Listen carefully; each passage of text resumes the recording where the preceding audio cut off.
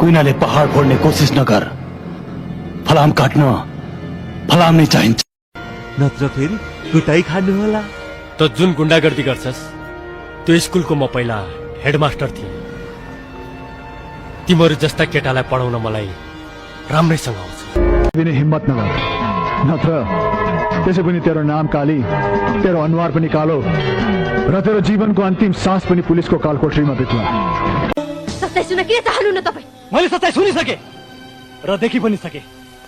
ठिकै भन्थे बुढापाकाले, आइमाईको चरित्र दैवलाई पनि थाहा हुनु भनेर।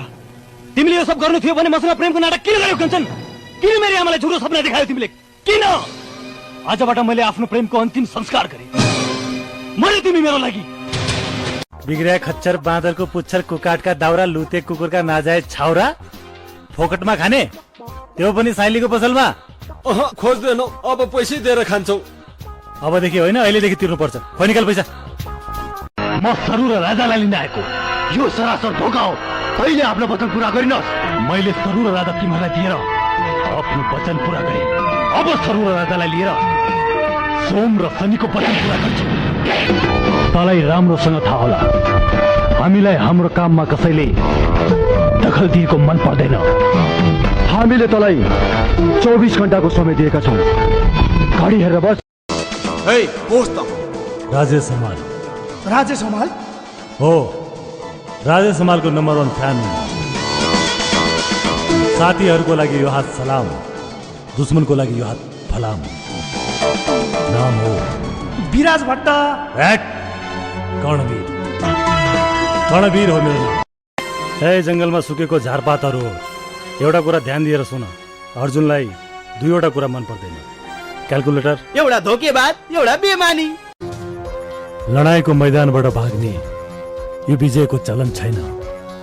चाहे त्यो लडाईँ दुश्मनसँग होस् या त्यो लडाईँ आफ्नै भाइसँग होस्। एउटा राम्रो खेलाडी बन्नुको लागि म त्यहाँ काम गरिरहेको छु। खेल भनेको डिसिप्लिन हो, आत्मरक्षाको लागि हो, गुण्डागर्दी गर्नुको लागि होइन। सिनियर भन्दैमा जे बातै गर्नु मिल्छ, ऊ हामीभन्दा सिनियर हो, उसलाई हामीले सम्मान गर्नुपर्छ। र हामीले गरि पनि रहेका छौँ।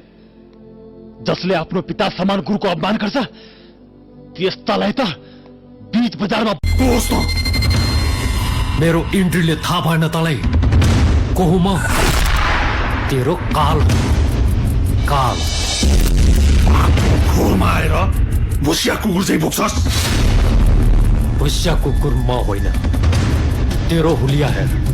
तिमीलाई एउटा सरप्राइज दिन आएको। ल भन त, त्यो सरप्राइज के होला? कस्तो सरप्राइज?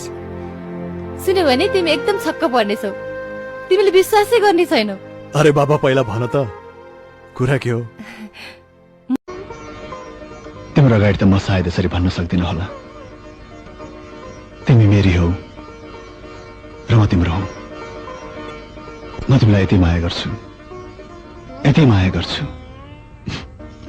यति माया गर्छु कि सायद संसारमा कसैले कसैलाई यति माया गरेको होस्।